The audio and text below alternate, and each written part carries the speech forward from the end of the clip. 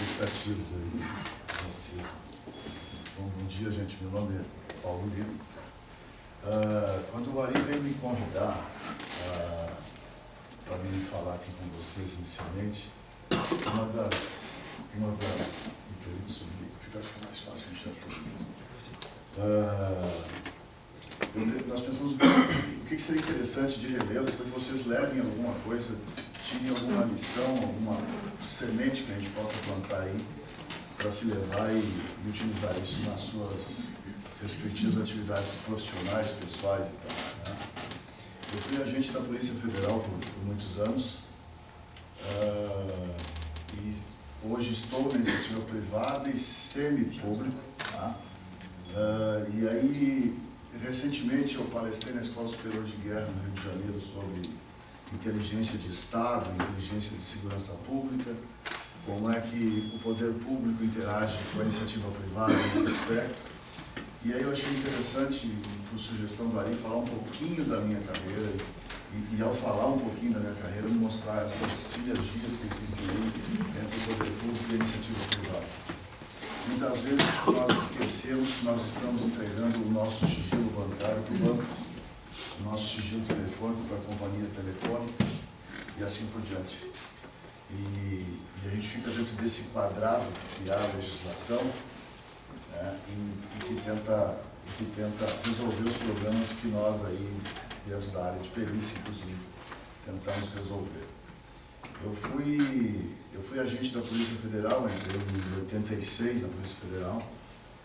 Em 2002, tirei licença para tratar de interesse particular e fui trabalhar para a Organização dos Estados Americanos para lecionar para as unidades de inteligência financeira, como o COAF aqui no Brasil, como investigar a lavagem de dinheiro que financia terrorismo. Tá? Aí fui contratado pelo governo americano, depois fui contratado pelo governo israelense e depois fui contratado por uma empresa que presta serviço para todos os governos e aí eu tive que sair do governo brasileiro. E aí hoje presto consultoria para as Nações Unidas, para a Organização dos Estados Americanos, desses temas, e inclusive nessa área de crimes cibernéticos, rastreamento de hackers e tal. Essa empresa israelense, eu fui responsável por investigar tentativas de hackear a infraestrutura crítica de governos, invasão de plantas nucleares, rastreamento de satélites militares, comunicação militar e esse tipo de coisa. Nós criamos na época, e ainda existe hoje, e eu contribuo para isso, com um mapeamento de hackers por suas especialidades. Hoje tem muitos hackers atuantes aqui no Brasil e aqui na região, na América Latina, que saíram do leste europeu, trabalhavam para a KGB, trabalhavam para o governo chinês e ainda trabalham e estão por aqui bastante atuantes. Né? E aonde isso entra neste universo aí que eu estou vendo que o público aqui bastante eclético, né? Bastante diverso e como é que isso pode ser aproveitado por vocês. Vocês já viram aquele filme do Robocop onde tem a OCP? Pois a OCP é uma empresa privada e ela acaba aí fazendo um pouco às vezes de governo, aí um filme bastante às vezes de governo, né? E nós estamos caminhando nesse sentido. Uma das maiores dificuldades que eu tenho hoje, eu fui diretor de segurança operacional da Cisco para as Américas. Tá? Vocês conhecem a Cisco Systems, às vezes a marca não é tão conhecida, mas quem é da área conhece. Tá? Eu sou diretor da HP hoje, tá? Também combatendo pirataria, falsificação, e sou presidente da BASCAP no Brasil. A BASCAP é uma divisão da Câmara Internacional de Comércio que combate a falsificação e a pirataria. Tá? E quando a gente fala em pirataria, eu não estou falando somente em falsificação, estou falando também em hackers. Né? Esse mapeamento que a gente fez de hackers, de LAMP, né? LAMP, que é um mapa latino-americano de piratas, que não são somente piratas, são hackers. O trabalho de perícia, ele deixou de ser um trabalho unicamente de uma instituição governamental e passou a ser também um trabalho na iniciativa privada, uma atividade profissional reconhecida e extremamente necessária também na iniciativa privada, né? O que vai estabelecer essa necessidade e o mercado de trabalho onde a gente esteja inserido.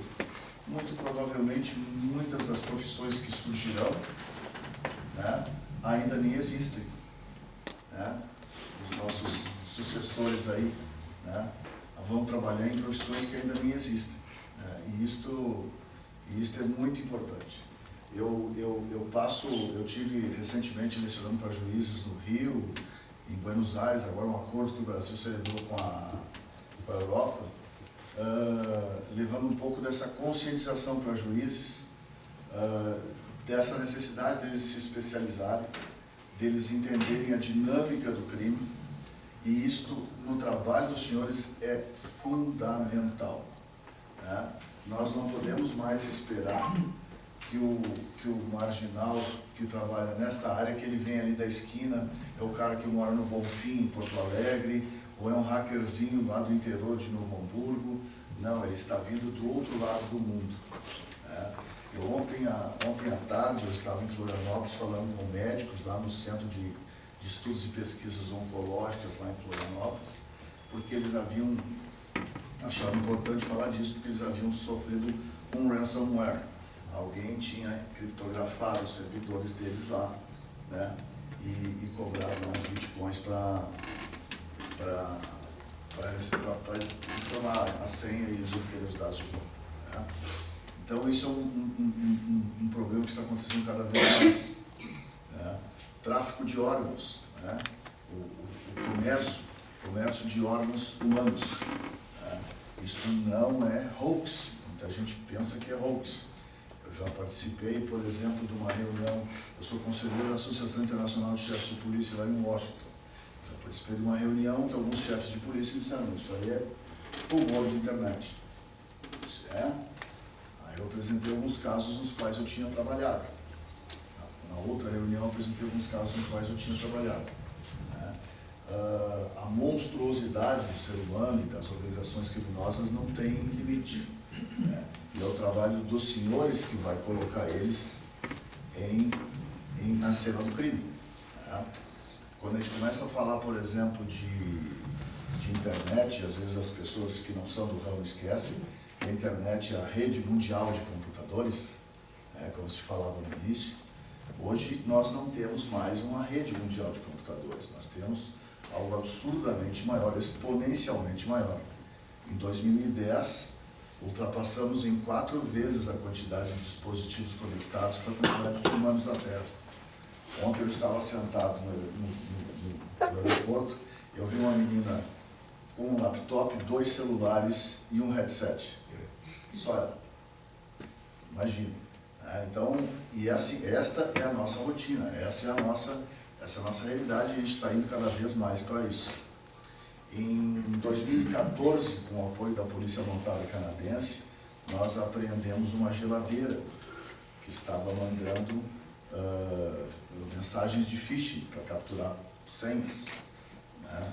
Em 2014, você sabe que a cada 2 anos toda a tecnologia de ponta fica obsoleta, né? Se nós não estivermos aqui, e aí para mim é uma satisfação ver que não estou sozinho, ver pessoas no sábado de manhã vir para um encontro desse, é fantástico de ver a dedicação, de ver o interesse, porque os senhores são os cães que vão cuidar das ovelhas, da maioria do povo que está aí desconhecendo, né, a existência de lobos, né, e nós temos que protegê-los dos lobos, né? Então é muito bom estar pareado com vocês e seguir nessa luta, na realidade, porque enquanto existir ser humano não vai terminar. Onde é que a inteligência de Estado ela se junta com a inteligência de segurança pública? Porque a maior parte dos senhores provavelmente vai trabalhar com segurança pública, com informações que afetaram uma empresa, uma pessoa física ou uma pessoa jurídica, né, de uma maneira geral. todas as vezes que tivermos interesses nacionais, né, o interesse da segurança pública pode ficar relativizado, né? Mas a informação, a inteligência, em essência, vai ser sempre a mesma. Em Israel, eu contribuo lá com o Instituto INSS deles, que é o Instituto de Estudos de Segurança Nacional. Tá? E às vezes, lidando com eles, eu percebo que as pessoas ficam um pouco focadas no seu ramo de trabalho. E aqui vai outra mensagem para os senhores. Me perdoem, senhoras e senhores. Não esqueçam nunca das forças ocultas e não esqueçam nunca do ser humano, da inteligência humana. Por que eu digo isso? Trabalhando com engenheiros extremamente técnicos, gênios, lá em Haifa, na Carolina do Norte, em Jerusalém, nos centros de pesquisa que nós temos em Nashville, as pessoas, engenheiros, acreditam que resolvem todos os problemas por seu conhecimento técnico. Esquecem que do outro lado tem pessoas extremamente motivadas, com muitos recursos financeiros, muito tempo e toda a disponibilidade para poder atingir os seus objetivos. Ontem eu tentava, de uma maneira bastante genérica, explicar como é que eu desligo um marca-passo a 50 metros de distância. Também como é que eu mudo, por exemplo, a configuração de uma bomba de insulina implantada para neutralizar um alvo. E as pessoas acreditam que isso é filme. Elas acreditam que isso não existe. Tá? Isso existe, é muito real, só que não se fala. Tá? Então, estas são as forças ocultas que eu comento. Trabalhando com advogados e engenheiros, o advogado costuma achar que resolve tudo com a lei. Se a lei resolvesse, nós não estávamos aqui, não haveria crimes. Né? E da mesma maneira que o engenheiro, extremamente inteligente, extremamente dedicado, acredita que vai resolver de maneira técnica os problemas. As forças ocultas, às vezes, atuam de uma maneira, e eu vou exemplificar com uma situação aqui no Brasil bastante real. Vocês acreditam que se não tivesse vazado alguma informação dessa Operação Lava Jato, ela teria chegado ao êxito que teve? Forças ocultas, elas existem, né? E existem no judiciário, existem no serviço público, existem na iniciativa privada, né? E eu, como passei, de certa forma, do serviço público para a iniciativa privada, eu sempre, dentro do serviço público, eu sempre tinha uma certa resistência à iniciativa privada, porque a iniciativa privada visa lucro. Mas muitas vezes é muito mais ética do que o serviço público. Isso vai depender muito mais de quem está operando, de quem está fazendo, exercendo a sua atividade, do que propriamente da instituição ou da empresa. Ficamos dentro deste quadrado, né, acreditando que vamos resolver os problemas somente com este conhecimento técnico ou com a legislação. Não podemos esquecer dessas forças ocultas que às vezes vêm de áreas que desconhecemos ou que vamos nos surpreender. Eu sempre me pergunto aonde eu vou estar daqui a 2 anos, daqui a 5 anos. Né? E eu espero que os senhores também se façam essa pergunta, né? Acreditando que as coisas fatalmente vão mudar, já estão mudando. Eu trabalho um pouco com não navegação satelital, mas trabalho com comunicação satelital. Eu não sei se os senhores perceberam, mas a Terra fez um tilt, ela teve um tilt, ela mudou o direcionamento. Isso não sou eu que estou dizendo, é o NOAA que está dizendo, né? É o Departamento de Análise do Meio Ambiente dos Estados Unidos que falam, e está pareado por outros órgãos de mesma atividade na Europa. O que isso tem a ver com a gente? Isso tem a ver com essas mudanças climáticas, isso tem a ver com a preparação que nós precisamos ter para o que está acontecendo, né? Com o próprio sistema de navegação, com o tipo de perícia que serão necessárias serem feitas, com a própria alteração do modus vivendi. E estas coisas estão acontecendo, somente não se fala a respeito delas, né? Então, os senhores, enquanto analistas dos crimes, analistas da vida social, do que acontece em sociedade, né, mais do que ninguém, precisam estar cientes do que essas transformações vão fazer nas carreiras dos senhores.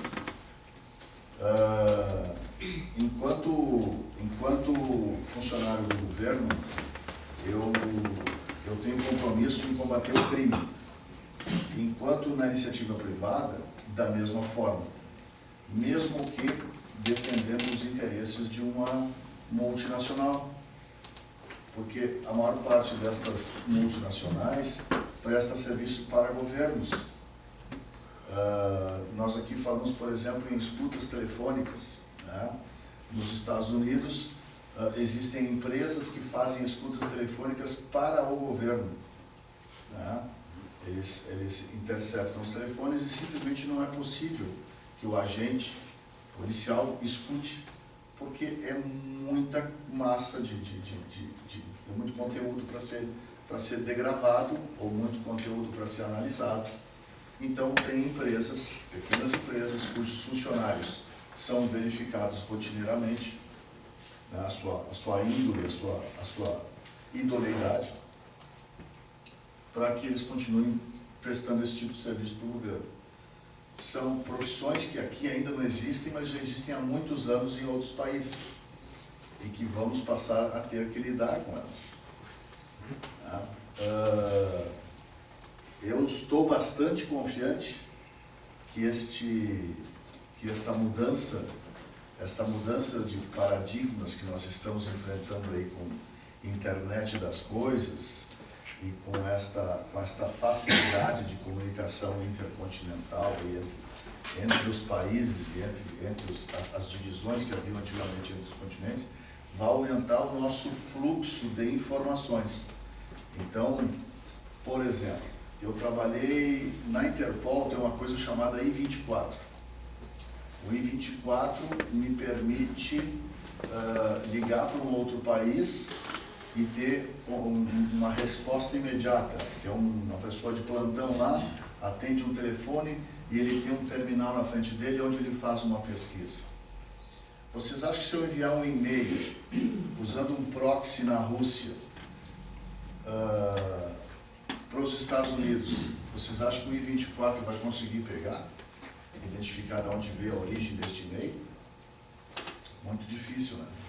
Vai ser muito mais rápido que uma ligação telefônica, né? Nós precisamos criar mecanismos que acompanhem esta evolução tecnológica, e os senhores vão acabar tendo que fazer perícia de roteadores DPI. Não sei se todo mundo conhece o que é um roteador DPI. Um roteador DPI é um roteador de Deep Packet Inspection, né? É um roteador que controla aí os cabos subterrâneos, submarinos, né, que vêm da Europa, da Ásia, para a América do Sul, por exemplo. Ele controla absolutamente tudo, né? É uma tarefa hercúlea, mas em breve vai ser necessário, né? De controlar, por exemplo, de fazer busca, por exemplo, de informações que foram enviadas de um continente para o outro de maneira instantânea, e eu guardar essa evidência. Eu tenho um exemplo E eu optei hoje por não trazer nenhum PowerPoint para não fazer vocês dormirem. E eu peço desculpa pela mesma tonalidade de voz aqui. Eu cheguei 2h da manhã aqui, eu estava fora da prisão. Mas eu não sei se os senhores se recordam que em 2002, se eu não me engano, o senhor Raul Reis, um dos líderes da FARC, na Colômbia, estava na floresta equatoriana, se protegendo das forças colombianas, com o apoio do governo equatoriano na época, e ele estava lá dentro da floresta usando um Sony Vaio. Ele contratou uma pessoa em Foz do Iguaçu, vinculada à máfia chinesa, para utilizar esteganografia. Esteganografia, só para repetir, é inserção de mensagens dentro de imagens. Estas mensagens, então, eram encaminhadas de volta para a FARC e da FARC para ele no meio da selva. Isso nos permitiu identificar para quem as mensagens com imagens estavam sendo enviadas, com apoio, obviamente, do governo americano e das forças colombianas. Se localizou ele no meio da selva e aí houve um pequeno desmatamento no local onde ele se encontrava, proporcionado pela Força Aérea Colombiana. Então, senhores, eu fiz isso não fiz isso, né? Eu soube disso estando na iniciativa privada. Né? Por quê? Quem é que sabe o endereço MAC de um Sony Vaio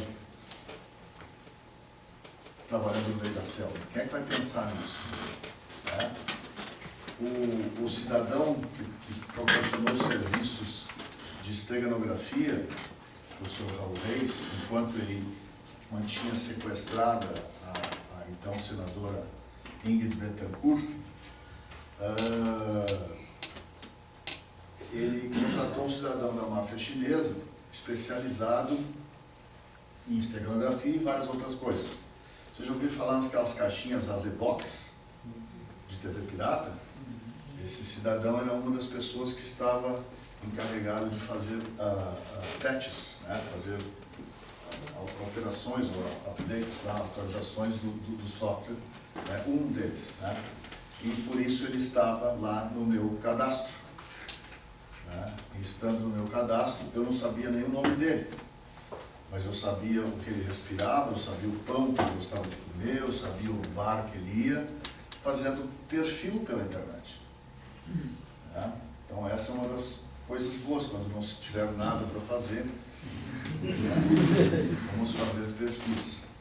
Eu prendi junto com a polícia montada canadense, e eu tenho vários casos no Canadá, porque o Canadá, as leis canadenses são muito frágeis, então muitas atividades hackers partem do Canadá porque meio de forma de vida é mais tranquilo, o pessoal que vem do leste europeu se adapta com facilidade, então tem muitos hackers, tem muitas atividades hackers no Canadá para atingir recursos nos Estados Unidos. E tinha um cidadão numa cidade chamada Windsor, na província de Ontário. Ele estava também envolvido nesses hackers de satélite. E ele tinha um Passat B5, esse Passat alemão que a gente chama aqui. Né?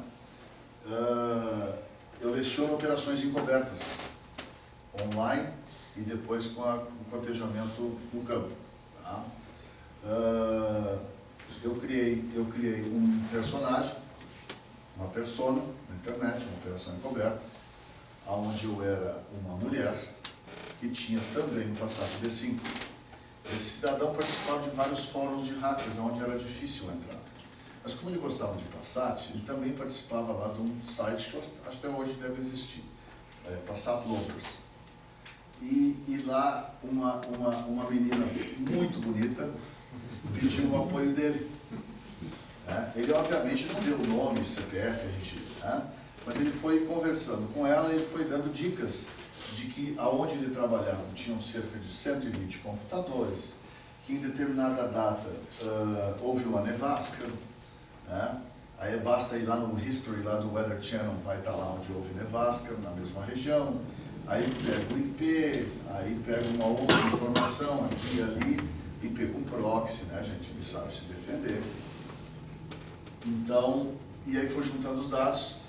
A polícia montada canadense me disse que na realidade não tinha ninguém, o alvo não estava em Winnipeg, que era onde de fato ele estava. E aí eu disse assim, liga para este telefone, pede para falar com este ramal e vocês vão falar com ele. Né? E foi o que aconteceu. Ele também teve um problema, não houve desmatamento, mas ele também teve um probleminha. Em Surrey, perto de Vancouver, um cidadão desses trabalhava numa RV, num trailer, uma casa ambulante. Então ele não parava em lugar nenhum. Ele foi multado pela municipalidade local, pela cidade, tá? Porque tinha jogado lixo fora do container. E aí apareceu lá o início do sobrenome dele e a primeira letra do nome. Ele só achei ele. Esse é um outro caso. Né? Então, obviamente, não é usando somente o Google, né? Mas é usando também o Google. Eu costumo dizer assim, informações em bases de dados abertas estão aí disponíveis para todos, mas poucos na realidade sabem usar. Eu comecei a trabalhar com robótica e ciência da computação. Tinha acho que era o Zufo, um dos autores que tinha aqui no Brasil. Ele disse que se a gente pegasse uma calculadorzinha Cássio e tentasse tirar tudo que tinha, se tivesse veado de recurso, a gente ia precisar de umas 3, 4 vidas para conseguir tirar todos os recursos de uma calculadorazinha Cássio. Isso é verdade. A maioria das pessoas, quando pesquisa no Google, não lê até o 10 em termos de resultado, pega só os primeiros, né? E às vezes o que a gente precisa mesmo está lá no 15 ou no 20. Né? Então, como os senhores sabem, precisa muita dedicação, foco, né? E definitivamente manter a cabeça aberta. Ao estudar, por exemplo, a especialidade, que é uma das coisas que os senhores fazem, como é que a iniciativa privada coopera com o poder público? Eu, quando vou comprar uma caixa, por exemplo, vamos supor, de Azebox, que eu acabei de falar, ao comprar, eu vou fazer o follow the money. Para onde foi esse dinheiro? Quem é que recebeu esse dinheiro? E às vezes a gente consegue hoje, com esses aparelhinhos de vídeo streaming, eu vou conseguir chegar onde está o servidor que está fazendo o streaming deste vídeo. Né? Eu conheço um outro cidadão que está por trás disso, que tem uma casa com 5 torres, a casa dele. Né? E ele trabalha para a máfia italiana e para a máfia russa. E a maioria das pessoas que utilizam essas caixinhas acham que é só TV de graça. Tem gente morrendo porque ele está financiando, tanto quanto droga ou outro crime. Ao comprar uma caixinha dessa, verifico quem está recebendo dinheiro, verifico também, fazendo a análise do software, ou a engenharia reversa do software, eu fico sabendo o grau de conhecimento que a pessoa que faz aquilo ali tem. Muitas vezes eles deixam assinaturas para indicar que foi ele que fez aquele patch, para que os colegas deles em outros centros de pesquisa pirata saibam que foi ele. Tem um cidadão, às vezes,